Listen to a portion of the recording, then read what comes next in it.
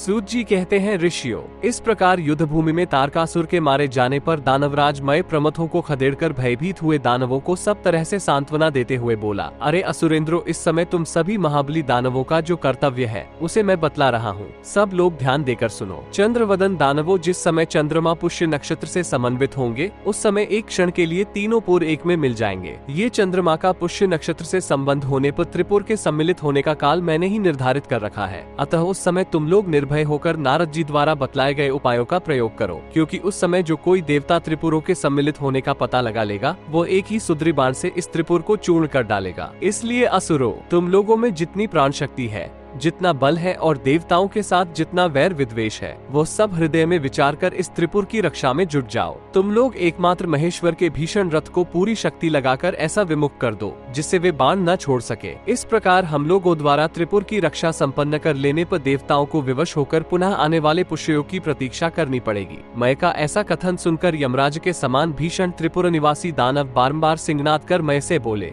राजन, हम सब लोग प्रयत्न पूर्वक आपके कथन का पालन करेंगे और ऐसा कर्म कर दिखाएंगे जिससे रुद्र त्रिपुर पर बाज नहीं छोड़ सकेंगे। हम लोग आज ही उस रुद्र का वध करने के लिए संग्राम भूमि में जा रहे हैं। या तो हमारा त्रिपुर कल्प पर्यंत निश्चल रूप से सर्वदा के लिए आकाश में स्थिर रहेगा, अथवा नारायण के 3 पद की तरह ये दानवों से खाली हो जाएगा। आप हम लोगों को जिस कार्य में नियुक्त कर देंगे, हम लोग उस कर्तव्य का कदापि त्याग नहीं करेंगे। आज मानव जगत को देवता अथवा दैत्य से रहित ही देखेंगे। पुलकित शरीर वाले दैत्य हर्षपूर्वक इस प्रकार कह रहे थे। इस प्रकार वे देवशत्रु दानव त्रिपुर के भीतर मंत्रणा करके सांकाल होने पर प्रसन्न होकर स्वच्छदाचार में प्रसक्त हो गए। वे भवन बाहर से तो चंद्रमा की किरणों से प्रकाशित थे और भीतर जलते हुए दीपकों से उद्दीप्त हो रहे थे, जिससे वे त्रिपुर के अंधकार को उसी प्रकार पीकर नष्ट कर रहे थे जैसे उपद्रवों के प्रकोप से कुल नष्ट हो जाता है। रात्रि के समय जब चंद्रमा की उज्जवल छटा पूरे त्रिपुर में फैल गई, तब दानवगण रात बिताने के लिए अपनी पत्नियों के साथ अपने अपने गृहों में चले गए। इधर रात बीती और कोयले कूजने लगी। 31 to 44 कुछ देर बाद त्रिपुर में युद्ध के मुहाने पर शंकर जी के घोड़ों द्वारा पराजित किए गए शत्रुओं की क्षीण कीर्ति की तरह उन देव शत्रुओं के नगर में एकाएक चतुर्थ प्रहर की क्षीण चांदनी दीख पड़ने लगी। उस समय कुंद के पुष्प समूहों से निर्मित हार के समान उज्जवल वर्ण वाले चंद्रमा किरण जाल के क्षीण हो जाने के कारण निर्जल बादल की तरह दिखने लगे। चांदनी के नष्ट हो जाने पर चंद्रमा की शोभा उसी प्रकार जाती रही